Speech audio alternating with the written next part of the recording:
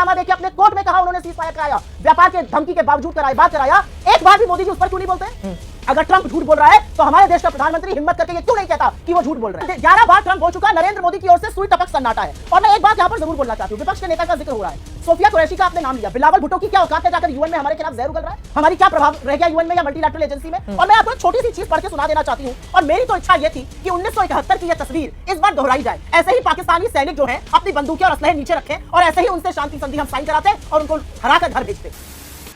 Hello दोस्तों, welcome to संवार्ता। दोस्तों, operation सिंदूर के मुद्दे पर कांग्रेस प्रवक्ता सुप्रिया श्रीनेत और समाजवादी प्रवक्ता राजकुमार भाटी ने कुछ अहम और तीखे सवाल पूछे हैं, जो कि आप इस वीडियो में पूरा देखेंगे। तो दोस्तों, वीडियो बहुत ही विस्फोटक है, वीडियो अंत तक जरूर देखिए। तो चलिए वीडियो को स्टार्ट करते हैं।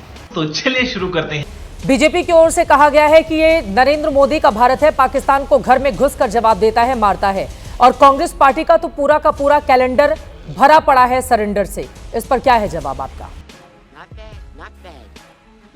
मुझे ऐसा लगता है कि नरेंद्र मोदी जी को एक बदगुमानी हो गई है कि वो भारत देश हैं, वो इस देश के प्रधानमंत्री हैं, वो बीजेपी के नेता हैं, लेकिन वो ये देश नहीं है। हो सकता है मोदी जी को ये बदगुमानी हो गई हो कि सेना की यूनिफॉर्म पहनकर वो तस्वीरें खिंचवाते हैं, वो तस्वीरें उनके पोस्टर, होर्डिंग, रेलवे टिकट्स पर लगती है, बीजेपी की आईटी सेल उसको प्रचारित करती है, तो वो सेना है। वो सेना भी नहीं है। इस सेना के शौर्य और पराक्रम पर तो हमें वो विश्वास था कि अगर नरेंद्र मोदी जी ने धैर्य रखा होता और सेना के हाथ नहीं बांध दिए होते सरेंडर करके, सीज फायर करके, तो ये भारतीय सेना, ये भारतीय आर्म्ड फोर्सेस पाकिस्तान को निस्तो नाबूद कर देते विश्व के भूगोल से। हमें यह पूरा विश्वास है, क्योंकि इस सेना ने यह पराक्रम करके दिखाया है। इस सेना ने बार बार यह पराक्रम करके दिखाया है, 71 में करके दिखाया है, 99 में करके दिखाया है। लेकिन मोदी जी ट्रंप के एक फोन से उन्होंने सीज फायर किया। आज भी नहीं पता सीज फायर की कंडीशन क्या है, क्यों किया। हो सकता है मोदी जी को यह बदगुमानी हो कि यह बात निकलेगी नहीं। मैं आपसे एक बात पूछती हूं, आप लोग रोज मोदी जी की रैली कवर करते हैं, मोदी जी का रोड शो कवर करते हैं, उनके भाषणों को लाइव दिखाया जाता है, हर जगह मोदी जी बड़ी बड़ी बात करते हैं, खूब डायलॉगबाजी करते हैं। लेकिन नरेंद्र मोदी पिछले 21 दिन से 11 बार डोनाल्ड ट्रंप ने यह कहा कि मैंने सीज फायर कराया।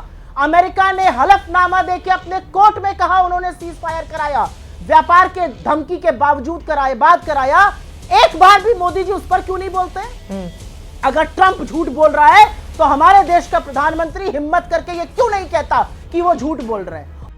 यही नहीं, अभी और सुनिए। और अगर आप नहीं बोलते हैं तो ये क्यों ना माना जाए कि आप चुप हैं और आपका ट्रंप का नाम सुन के आपके होश फाख्ता हो जाते हैं, आप उस पर कुछ नहीं बोलना चाहते। ट्रंप कश्मीर पे हस्तक्षेप की बात करता है, ट्रंप किसी तटस्थ जगह पर दोनों प्रधानमंत्रियों के मिलने की बात करता है, एक बार नहीं बोलते। और मैं एक बात कहकर अपनी बात अंत करती हूँ, और ये बात कहनी यहां पर जरूरी है।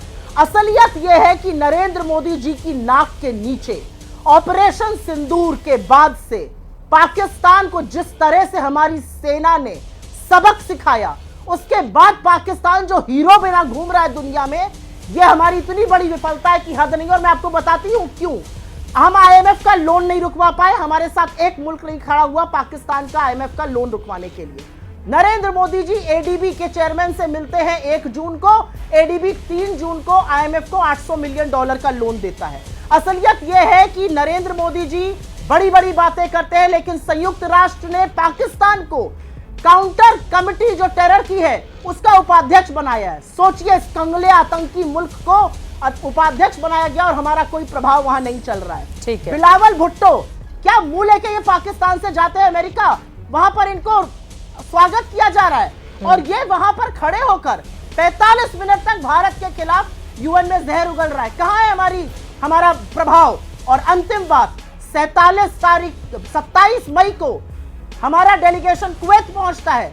28 मई को खबर आती है कि 19 साल का पाकिस्तान पर जो वीजा का बैन था वो उठा लिया गया। ये हमारी विफलता नहीं है, हाँ। ये नरेंद्र मोदी का सरेंडर नहीं है। मैं जवाब ले लेती हूँ, लंबी फहरिस्त है सरेंडर की। ठीक है, अभी मैं बताऊंगी। ठीक है, मैं आ रही हूँ उस पर। बिलावल भुट्टो का आपने जिक्र किया है। बिलावल भुट्टो ने कहा कि पहलगाम के बाद मुसलमानों को टारगेट किया जा रहा है भारत में, तो उसके बाद वहीं के एक स्थानीय पत्रकार की ओर से पलटकर कहा गया कर्नल सोफिया को आगे किया था, तो फिर आप इस तरह की बातें कैसे कर देते?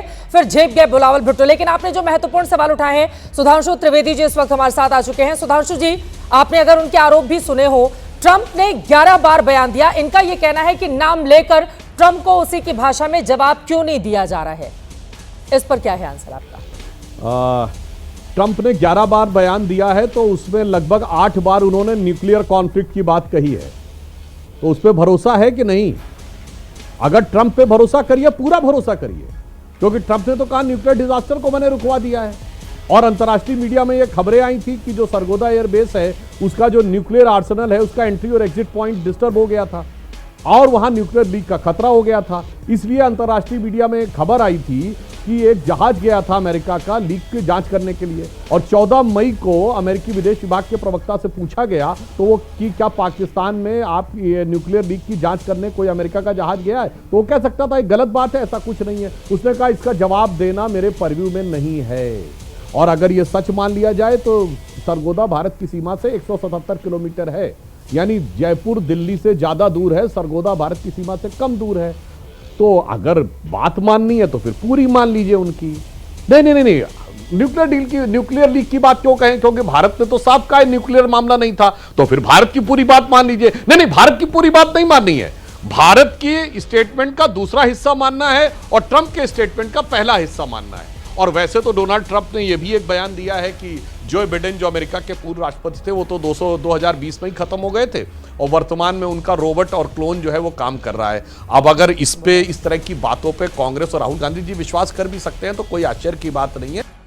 अरे कहना क्या चाहते हो? धन्यवाद चित्रा जी। देखिए, इतिहास खंगालने की अगर आदत पड़ जाएगी ना तो आपका इतिहास बड़ा सियाह है और आपका सरेंडर का इतिहास भी बड़ा सियाह है। आप ही तो थे जो सरेंडर कर गए थे, माफीनामे और मुखबिरी करते थे। आप ही तो थे जब क्विट इंडिया मूवमेंट चल रहा था और सारा देश अंग्रेजों को भगा रहा था, तो आप नॉर्थ वेस्ट फ्रंटियर प्रोविंस में, सिंध में और बंगाल में मुस्लिम लीग के साथ सरकार चलाते थे श्यामा प्रसाद मुखर्जी, और अंग्रेजों को लिखकर बताते थे कैसे भारत छोड़ो आंदोलन को दबाया जाए, उसको कुचला जाए। आपका सियाह, बहुत सियाह आपका इतिहास है, उसमें मत जाइए। यहां पर इन्होंने एक बात कही और मैं उस बात का समर्थन करती हूं। इन्होंने कहा ट्रंप की बात पर यकीन करना है तो पूरा कीजिए। हम क्यों ट्रंप की बात पर यकीन करेंगे? हम तो अपनी सरकार पर, अपनी सेना पर यकीन करेंगे। ट्रंप ने 11 बार मोदी जी का नाम लेकर कहा, I told my friend Modi and I told my friend Shahbaz Sharif, इस एक्सेंट में कहा, और उसके बाद मोदी जी उसका प्रतिकार नहीं करते। अरे हमारे देश के प्रधानमंत्री का नाम लेकर अमेरिका का राष्ट्रपति कह रहा है वो शहबाज शरीफ के साथ एक न्यूट्रल जगह पर डिनर पे जाएंगे, मैं कश्मीर में हस्तक्षेप करूंगा। 11 बार मोदी जी का नाम लेता है, मोदी जी प्रतिकार कर दे, मैं मोदी जी की बात पर यकीन करूंगी, लेकिन मोदी जी ने उस पर नहीं बोला। हमारे CDS chief of defence staff general Anil Chauhan ने सिंगापुर में जो ब्लूमबर्ग और रॉयटर्स को इंटरव्यू दिया, उसमें उन्होंने कहा कि न्यूक्लियर कोई थ्रेट नहीं थी। हम अपने यूनिफॉर्म लोगों की बात बिल्कुल सराख पे रखते हैं और हम मानते हैं थ्रेट नहीं थी। हम ट्रंप की इस बात को नहीं मानेंगे, प्रतिकार करें मोदी जी, कहे मोदी जी की ट्रंप गलत। बीच में मत बोलिए, बीच में मत बोलिए, बाद में करेंगे, नहीं बोल रहे हैं, बाद में दीजिएगा, अभी मुझे बोलने दीजिए। हाँ, अपनी बात खत्म कीजिए, बाकी लोगों के भी पास जाना है। असली बात यह है कि कर रहे हैं 11 बार ट्रंप बोल चुका, नरेंद्र मोदी की ओर से सुई टपक सन्नाटा है। और मैं एक बात यहां पर जरूर बोलना चाहती हूं, विपक्ष के नेता का जिक्र हो रहा है, सोफिया कुरैशी का आपने नाम लिया, बिलावल भुट्टो की क्या औकात है जाकर यूएन में हमारे खिलाफ जहर उगल रहा है? हमारी क्या प्रभाव रह गया यूएन में या मल्टीलैटरल एजेंसी में? और मैं आपको एक छोटी सी चीज पढ़ के सुना देना चाहती हूं, और मेरी तो इच्छा यह थी कि 1971 की यह तस्वीर इस बार दोहराई जाए। ऐसे ही पाकिस्तानी सैनिक जो हैं अपनी बंदूकें और असलहे नीचे रखें और ऐसे ही उनसे शांति संधि हम साइन कराते और उनको हराकर घर भेजते, लेकिन ऐसा नहीं हो पाया। अफसोस, सेना ये कर सकती थी, करना चाहती थी। सुधांशु जी, आप जवाब दे दीजिए, उसके बाद मैं बाकी दो मेहमानों के पास सवालों के साथ जाऊंगी। जल्दी से अपनी बात खत्म कर लीजिए। 20 सेकंड की बात, हाँ, एक 20 सेकंड की बात कहने दीजिए, एक 20 सेकंड की बात। नरेंद्र मोदी के सरेंडर का तो हमने पहले भी नमूना देखा है। गलवान में हमारे 20 जाबाजों की शहादत हुई और नरेंद्र मोदी जी ने कहा कोई घुसा हुआ नहीं है, चीन का नाम तक नहीं लिया, और 5 साल बाद आज चीन से हमारा ट्रेड डेफिसिट $100 बिलियन कर दिया है। यह असलियत है नरेंद्र मोदी जी के सरेंडर की। क्या सबक सिखाया हमने चीन को? चीन पाकिस्तान का हम प्याला हम निवाला हुआ पड़ा है, हमने क्या सबक सिखाया? 20 जाबाजों की शहादत का हमने क्या बदला लिया? यह बात है। प्यारी समझ गई। राहुल गांधी की ओर से यह भी कहा गया कि 1971 में फोन नहीं आया था, बल्कि अमेरिकी जहाज आए थे, लेकिन इंदिरा जी उनके सामने नहीं झुकी और मौजूदा सरकार ने सरेंडर कर दिया। राकेश सिन्हा जी। देखिए 1971 में जो शिमला समझौता हुआ था वो दस्तावेज कोई वॉल्यूम्स में नहीं है, सिर्फ 2 पैराग्राफ में शिमला समझौता हुआ, कोई भी उसको गूगल पे जाके पढ़ सकता है। शिमला समझौते में इंदिरा गांधी जी की बाध्यता क्या थी वो देश को बता देंगे। भारत की सेना ने पाकिस्तान की ज़मीन को अपने शौर्य से और पाकिस्तान के अत्याचार को पराजित करते हुए लगभग 21,000 वर्ग किलोमीटर ज़मीन, एग्जैक्ट डाटा मैंने ठीक से याद नहीं है, हो सकता है 15,000 स्क्वायर किलोमीटर भी हो, ज़मीन कब्जा किया था। किसके दबाव में उन्होंने ज़मीन छोड़ दी थी? तभी यह नारा लगा था देश में, मुझे याद है भारतीय जनसंघ ने उस वक्त नारा दिया था, देश न हारी फौज न हारी, हारी है सरकार हमारी। तेरा तो गेम बचाना पड़ेगा। आप इतनी बड़ी नेता हैं कि जॉर्ज ट्रंप आपसे छोटे हैं, पुतिन छोटे हैं, दुनिया के सभी नेता छोटे हैं, नरेंद्र मोदी तो कुछ हैं भी नहीं। आप 4 साल से प्रवक्ता बनकर देश की राजनीति में क्या गंदी भाषा का प्रयोग कर रही है, देश देख रहा है। आपने अपने व्यक्तित्व को गिरा लिया है। मैं टिप्पणी नहीं करता हूं जिस ढंग से आपने आज नरेंद्र मोदी जी के ज्ञान मत दीजिए राकेश सिन्हा जी, डिबेट करने आए, डिबेट कीजिए। मुझे आपसे ना कोई सर्टिफिकेट चाहिए, ना ज्ञान चाहिए। भारत की राजनीति को अपने भारत की राजनीति में विमर्श गिराने वाली काम करिए। आप जैसे लोग भारतीय राष्ट्रीय कांग्रेस के लिए कलंक हैं।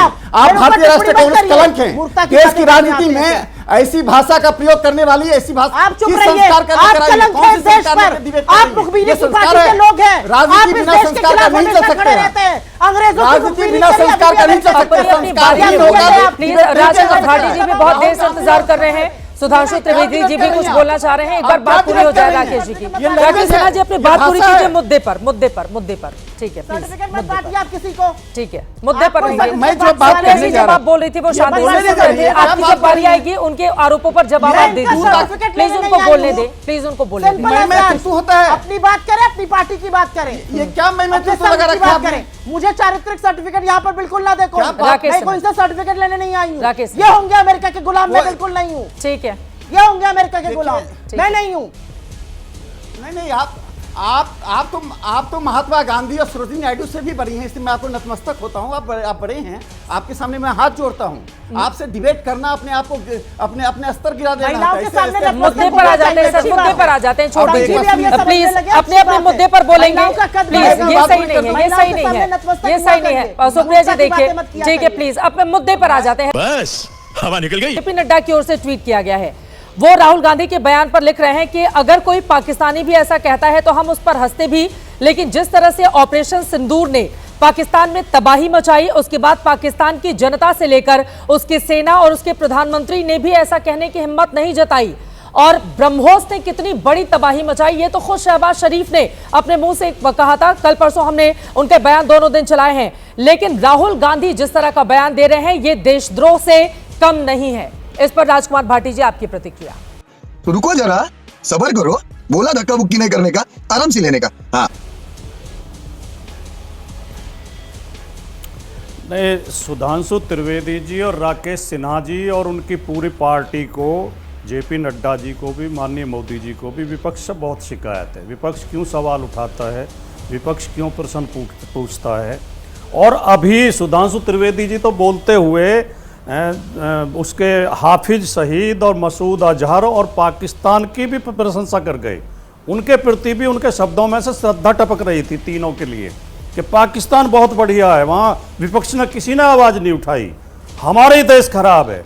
मतलब विपक्ष को बदनाम करने के लिए पाकिस्तान की भी तारीफ कर देंगे, मसूद अजहर की भी कर देंगे, हाफिज सईद की भी कर देंगे, विपक्ष बदनाम होना चाहिए। मैं अब कुछ सवाल जो मूल सवाल हैं चित्रा जी, मैं आपके शो में वो उठाना चाहता हूं और मैं पूछना चाहता हूं कि दोनों हमारे मित्र जवाब दे दें और शायद आप भी सहमत होंगी कि इन सवालों के जवाब दिए जाने चाहिए। नंबर पहला सवाल, पहलगाम और हमारे जो उसमें पुलवामा में हमला हुआ था, पुलवामा और पहलगाम दोनों के हमलावर कहाँ चले गए? उन्हें जमीन खा गई कि आसमान निगल गया?